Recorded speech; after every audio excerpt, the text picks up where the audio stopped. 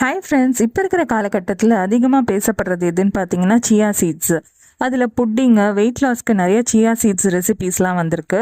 ஆனால் அது யாரெல்லாம் சாப்பிடக்கூடாது அப்படிங்கிறத நம்ம தெரிஞ்சுக்கலாம்.